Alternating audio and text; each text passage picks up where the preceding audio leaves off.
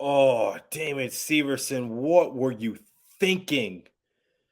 But other than that blunder, this was actually a good game for New Jersey Devils. Played hungry, played hard, played aggressive. Unfortunately, there were some goalie issues, and not the goalie issues that we're accustomed to. We have a lot to talk about in today's episode of Locked On Devils. Buckle up, everybody. You're Locked On Devils, your daily podcast on the New Jersey Devils, part of the Locked On Podcast Network, your team every day. Hi, this is Bryce Salvador, and you're Locked On Devils with Trey Matthews. Elliott scores! Oh, Stevens stepped up, nailed it. Brodor's got the puck. What a shot. The Devils win the Stanley Cup. Alrighty now, what is up, New Jersey? Welcome back to the Locked On Devils podcast here on the Locked On Network. I'm your host, college hockey play-by-play announcer, and also Devils writer for Pucks and Pitchforks, Trey Matthews. So before we get into the main talking points of today's episode, I first want to give a couple shout-outs. So shout out to Brian. He's a friend of the show. He is the founder of the popular Twitter page, The Brat Pack. I saw him just outside the Prudential Center when I was on my way to pick up my credential pass. And I was just like, wait a minute.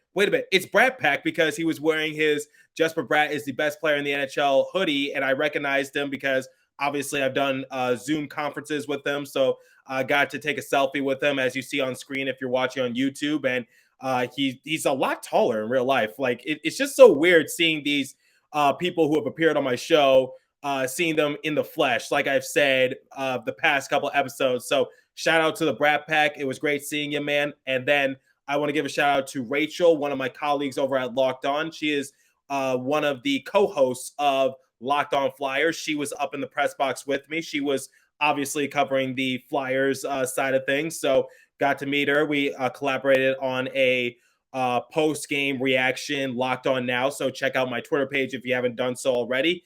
Now, let's get into the discussion for today's episode. Now, here's the thing. I just want to say I was so glad that I was in attendance for this game. I know I had to work it, but at the same time, this was just a very entertaining game to witness. And I get it. The New Jersey Devils came out on the losing end by a score of 2-1, and it was a heartbreaker.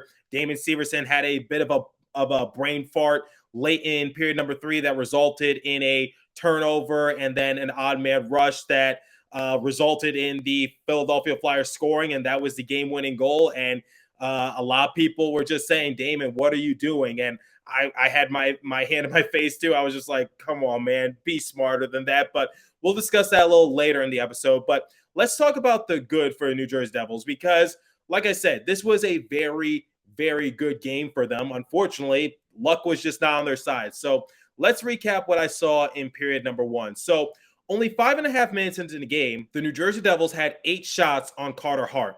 They were playing aggressive and hard. At one point halfway through the first period, the Flyers had an odd man rush, and the Devils hustled back and broke it up thanks to the defensive efforts of Siegenthaler and Hamilton.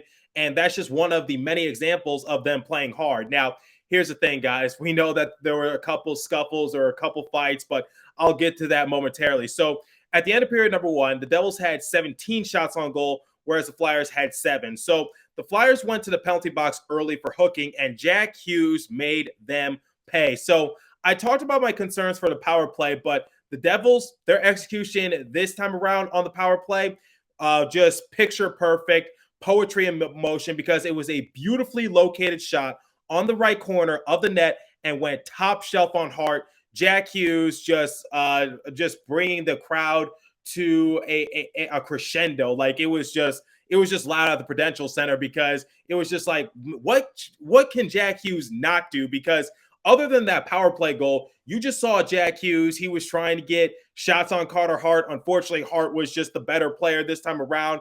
I believe he was the top star of the game. I don't know who the 3 stars of the game for this matchup were, but I would have to presume that Carter Hart was the number 1 star. But ultimately, Carter Hart was just the MVP in this game. But digressing a little bit, we just saw Jack Hughes handling the puck beautifully. He was trying to set up his teammates. He was trying to get shots himself, but unfortunately, it only resulted in that single power play goal. But still, that was a great outing for Jack Hughes. Now, here's the thing. The power play still concerns me just a little bit, because the Devils still don't have that one player on their unit that's good at one-timers when it comes to the power play. You can argue that it's Dougie Hamilton, but I see him more as the quarterback setting up the others like Heisher, Hughes, Bratt, whatever the case might be.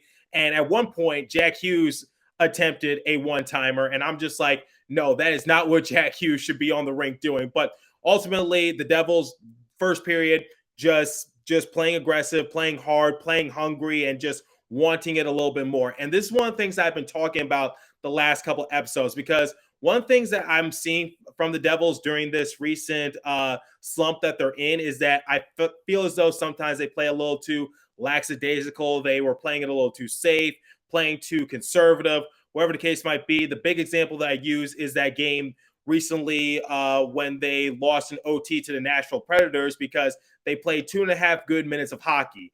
But outside of that, the Devils were just a little too lazy, and as a result, the Nashville Predators were able to tie the game, send it to OT, and then ultimately the Devils lost in an OT. At least they walked away with a point. I know I sound like a broken record when I talk about that game, but I'm just trying to give you guys that example. So once again, this game was just a breath of fresh air, and this is what I've been seeing from the New Jersey Devils literally not too long ago, just a few weeks ago when they were on that lengthy win streak, just playing aggressive, playing hard, playing fast, just trying to compete, get as many shots on the opposing goalie as you can, and good things will happen. So the fact that the New Jersey Devils had 40-plus shots on goal on Carter Hart, really this should have been like a 5-2 game or something like that, because I didn't expect for Carter Hart to be this good. I greatly underestimated his capabilities, and all of a sudden he wanted to turn into a Vezina caliber goalie, and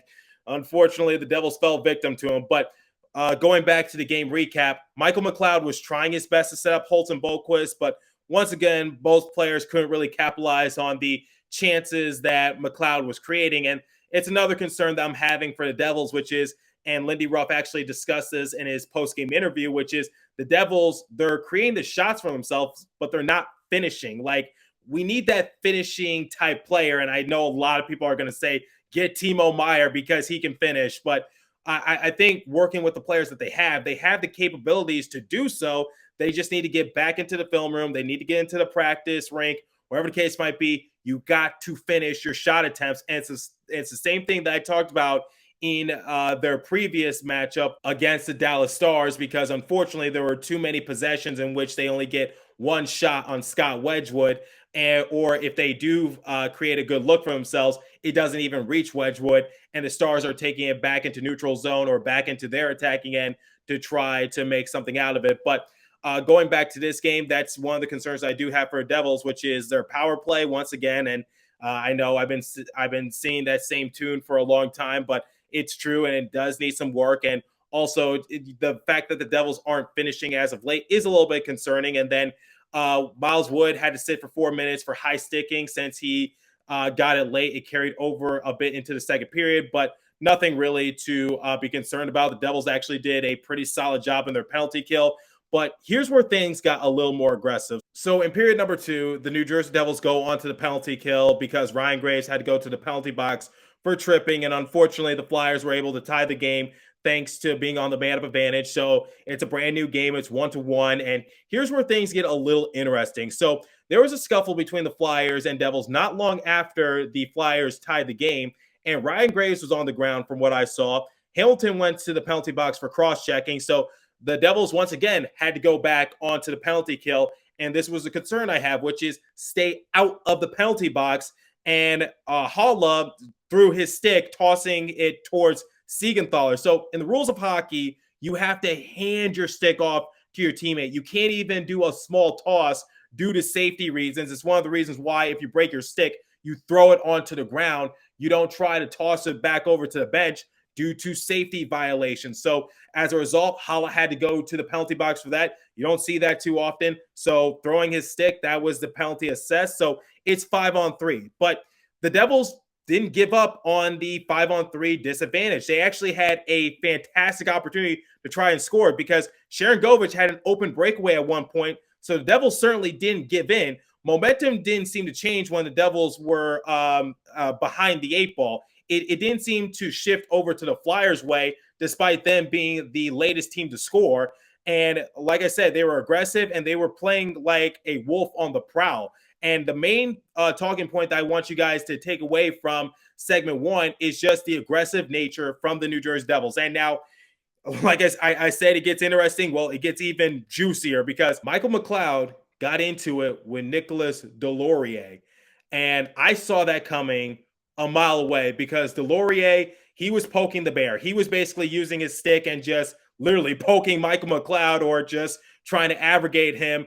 And Michael McLeod wasn't taking it. So the past few episodes, I've been saying, like, is Michael McLeod our enforcer? It looks like it, but either way, the gloves came off and they started fighting, and it looked like Michael McLeod, he got a couple licks in. I don't think there was a winner. I believe it was a draw in this case, but nonetheless, you saw the energy just shift a little bit for the New Jersey Devils, so that was very exciting to see, and The Rock was just loud after that, and not long after that, Brendan Smith went against Joel Farabee, and it was just like, whoa, 2 fights in that small amount of time. So that was just a great effort from the New Jersey Devils from start to finish. And in period number 3, it was a little bit of the same. Nothing really too exciting until the Damon Severson turnover, but you still saw the sense of urgency from the New Jersey Devils. Now, here's the thing. They're going to have a tough schedule moving forward because one of the teams that they got to play, the Boston Bruins. They got to play the Boston Bruins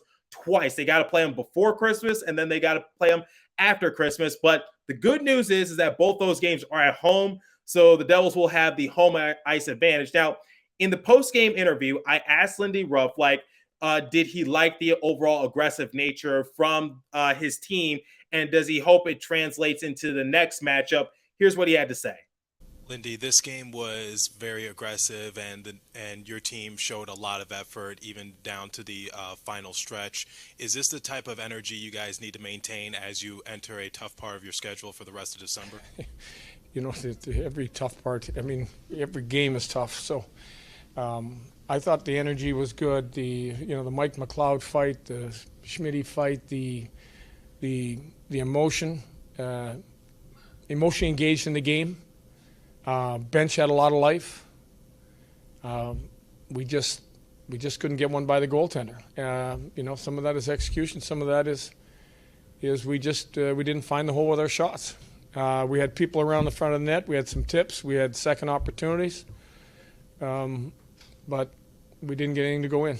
Yep, they're going to need all hands on deck. And like I said, for this first segment, this is what I want you guys to take away from it, which is the Devils, they didn't give in to the Flyers. Yes, they came out on the losing end, but you just saw the aggressive nature from them. You saw the sense of urgency. It looked like that there was just a shift of momentum. Despite the Flyers scoring, the Devils didn't give up. So that's what I love to see. And it's something that's been lacking during their recent losing streak. It's something that's been lacking for a couple weeks now, which is despite them finding ways to win, it's just like we know that they can win in much better fashion. So I love the answer from Lindy Ruff, and he gave me a lengthy one of that. So just loved my initial reactions to the game. Just loved the effort from the New Jersey Devils. Now, we're going to talk about Damon Severson and his bit of a blunder momentarily. But first, I want you guys to take me seriously momentarily. So you're hanging out with some friends and putting back a few drinks. A few becomes a few too many. As the evening comes to an end and people start to head out, you think of calling a ride. Nah, you live nearby. You can make it home okay. It's not that big a deal.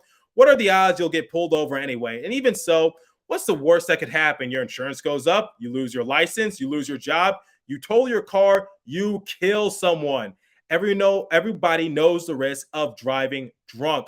The results are tragic and often deadly. However, that does not stop a lot of people. So I want you guys to make sure that you have common sense and don't drive under the influence. That's why police officers are out right now looking for impaired drivers on our roads to save lives. So if you think you're okay to drive after a few drinks, think again, play it safe, plan ahead, get a ride. It only takes one mistake to change your life or someone else's forever for the worse. Drive sober or get pulled over. This was a message from the NHTSA.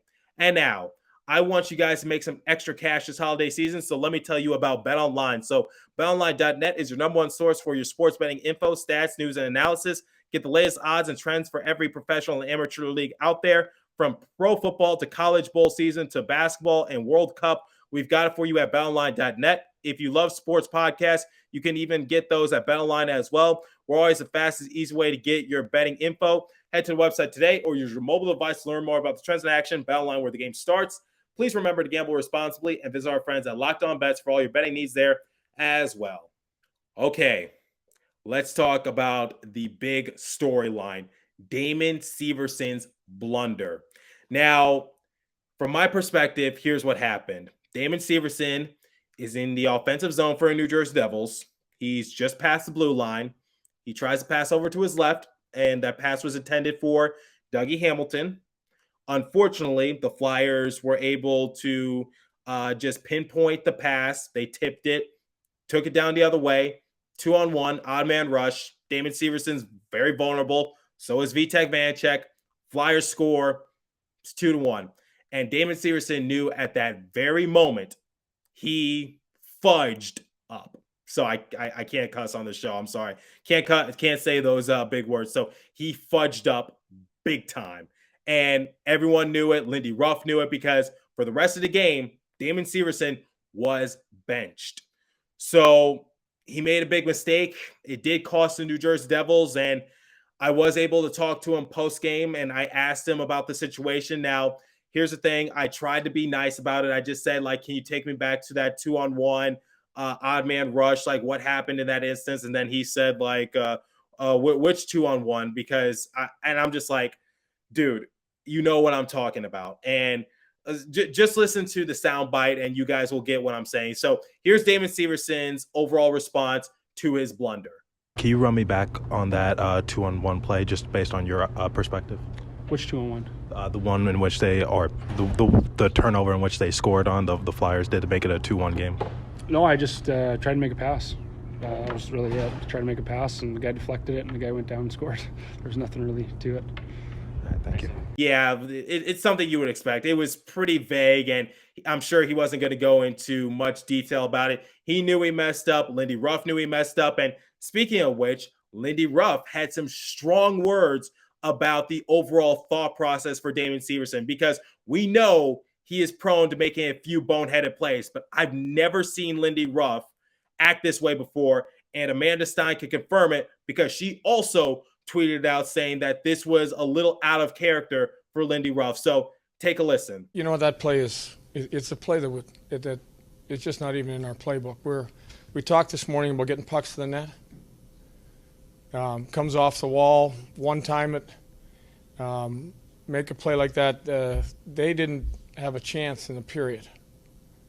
I had just gone down the bench and talked about making sure that we create the chances that are there, that we don't, play high risk. You get in a game like this and you might have to hang around for overtime, but to make that play and trap the people, totally unacceptable. Okay, so what are my thoughts for Damon Severson? I have the utmost respect for Damon Severson. He's been on the team for a good while. He's a leader, and we all know what he can provide on the offensive side of things. However, Damon Severson really needs to step up his game, like right now, because in the last episode, guys, I talked about the defense and the plus minus and things of that nature. Damon Severson, in terms of defensemen, is last on the New Jersey Devils with a plus minus of 0. So just above him, Brendan Smith with a plus minus of +1. So when Damon Severson's out there, he's not really making that much of a difference, and his offense isn't there either, because in 30 game appearances, he only has 2 goals, 4 assists for a grand total of 6 points. So Damon Severson is not stepping up his game, and it's one of the things that he needs to realize, like, as the New Jersey Devils are trying to contend for a cup, they're going to get rid of their weak links. And due to his contract situation, he's an easy target to trade away. He's an easy target to get rid of. So if I'm Damon Severson, I'm just like, you cannot be making those mistakes. Now, look, this game wasn't entirely on Damon Severson. I'll explain momentarily. But at the end of the day, if you're Damon Severson, you got to play smarter. You cannot make those kind of mistakes, especially in the midst of a losing streak, especially in the midst of you're about to play some of the toughest opponents that you're going to face all season, because we haven't played the Carolina Hurricanes yet. We haven't played the Boston Bruins yet. We got to play the reigning President's Trophy winners, the Florida Panthers, this weekend. So Damon Severson really has to be careful. You cannot be making those types of mistakes. So yes, he had a blunder. Yes, he was vague in his response. Yes, he messed up. Yes, Lindy Ruff knows that he messed up. And that's not in their playbook, according to Lindy. So he just needs to step up his game because he is on borrowed time. I talked about Mackenzie Blackwood being on borrowed time. The Devils don't have time for this. You're only as strong as your weakest link. What does that mean? You can only go so far as the weakest person a part of your team. And for right now, I'm not seeing anything from Damon Severson that justifies for him to be playing right now. I don't see anything from Damon Severson that justifies that he should be a part of the long-term solution for New Jersey Devils. And quite honestly, come the trade deadline, the Devils might try to get rid of him, and I think they're going to be perfectly content with dealing him away for essentially nothing because what can the Devils get for Damon Severson? They're not going to get a top-notch player unless he's a part of some sort of package. I'm not really big on trading for a top-notch prospect just because, like I said, the main problem that the Devils have, they have too many top prospects, and it's just like, what do we do with them? So do we get a draft pick for Damon Severson? I don't really know. But at the end of the day, Damon Severson, he messed up. He messed up big time. Now, is he to blame wholeheartedly? I'm going to say no, guys, because he should. Now, I'm not trying to let him off the hook. But at the same time, it's just like, let's look at the other things that led up to Damon Severson's blunder, which is the Devils. They went to the penalty box a little too often. Yes, it was exciting to see them step up their game, especially on the 5-on-3 disadvantage and Yegor Sharangovich being on the open breakaway. That's exciting to see, but that shouldn't happen in the first place. So I'm just saying, like, they racked up too many penalties for the Philadelphia Flyers, and this time around, it didn't come back to bite them. But you got to clean it up a little bit. The Flyers aren't that good a team. They're not going to make you pay more times than not. And another thing that we need to look at is, like, the Devils, once again, when they were on the man-up advantage, when they were on the power play, they didn't really capitalize. So it's just like it's another example, which is the Devils, like, you need to capitalize on more of your power play. So they were able to do it in period number one, but as the game progresses, like, how can the Devils get more power play goals late in the game when it matters most? Because obviously Jack Hughes' power play goal in period number one, that's great and all, but can we please repeat that a little later in the game? And then the big thing is Carter Hart. So let's just say Damon Severson doesn't make that blunder. The game is still tied 1-1, and we go into OT. There's no guarantee that the Devils are going to win an OT because Carter Hart was just playing like a man on fire just because the Devils got 49 shots on them, and what do they have to show for it? Only one goal, and that was a power play goal. So the Flyers were already at a disadvantage. They were already in a vulnerable position, and the Devils weren't able to get anything after that. So at the end of the day, Carter Hart was just playing like a man on fire. So I'm not trying to let Damon Severson off the hook. He should be given a big share of the blame as to why the Devils lost this one, because he did give up essentially the game-winning goal. But at the end of the day, looking at the other stuff that led up, which is Devils going to the penalty box a little too often, they gave up the power play goal. The Devils not really capitalizing in power play opportunities when it matters most. And Carter Hart, this is just a factor that the Devils couldn't prepare for. They just couldn't factor in the fact that they got plenty of shots on Carter Hart. Unfortunately, he wanted to play like Marty Brodeur or something like that. It happens. So I'm not trying to overreact, but at the same time, I don't want to underreact. I'm just trying to find that good balance. Now, here's the thing for New Jersey Devils. I'm glad that Lindy Ruff is holding his players accountable, because accountability is very important going forward. And like I just said moments ago, I don't want to overreact, but I don't want to underreact either. So I had the chance to speak to Erik Haula, and I asked him, what are some of the things you guys have to do to get out of this slump? Here was his response. Erik, it's been clear this season that you guys know how to bounce back from adversity. You just said that you guys are going to be having the toughest part of your schedule for the rest of December. How do you guys rebound from this after this tough loss?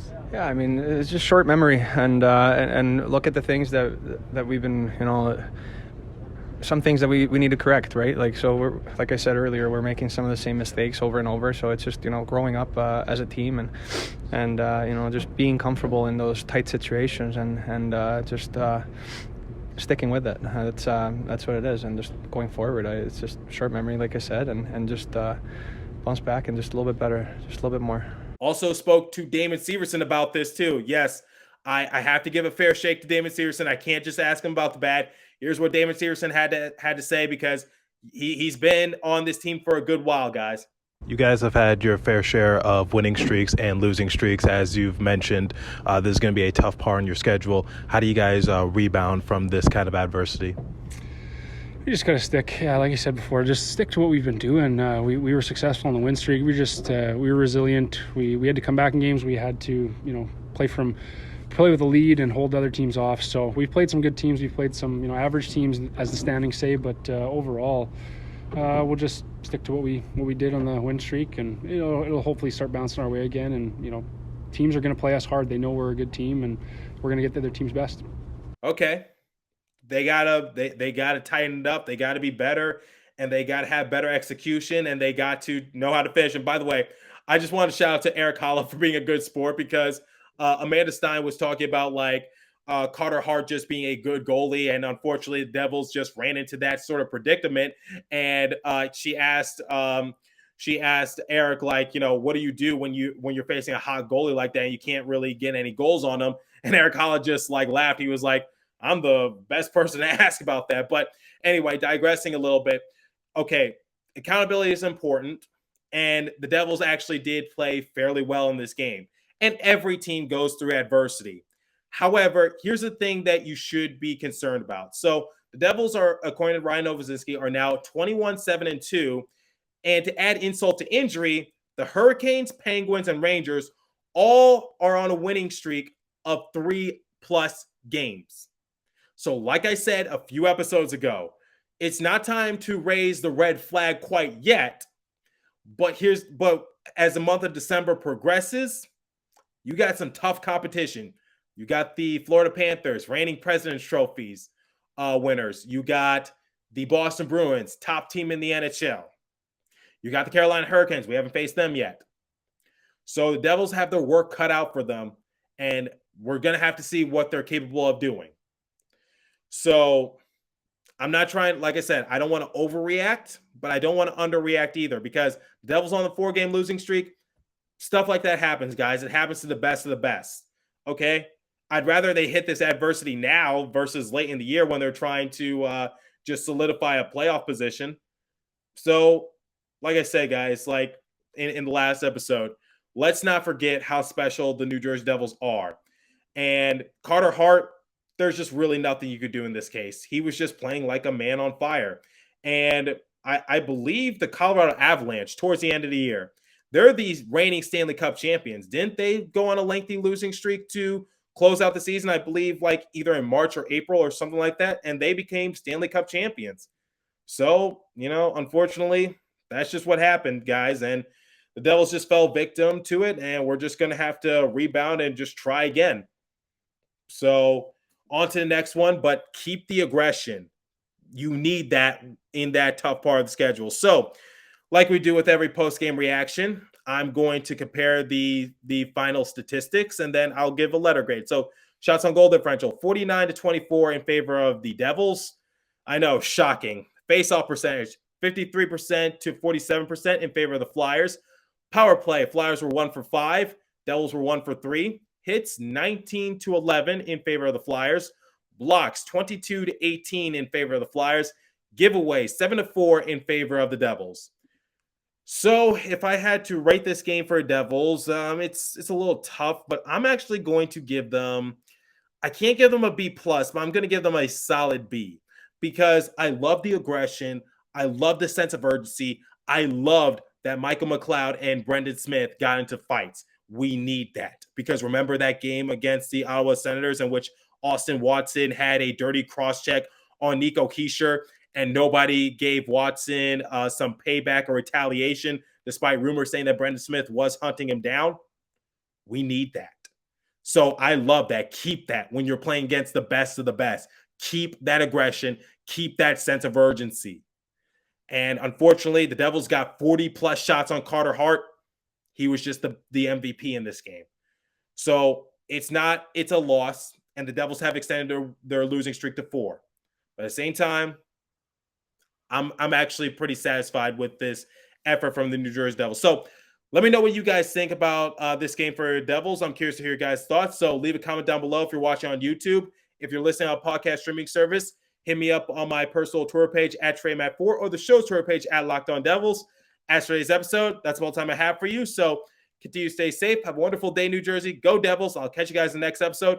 I will not be at the Prudential Center for Saturday's game, but I will be at the Prudential Center for both games against the Boston Bruins. So I'll see you guys then. Thanks for listening once again.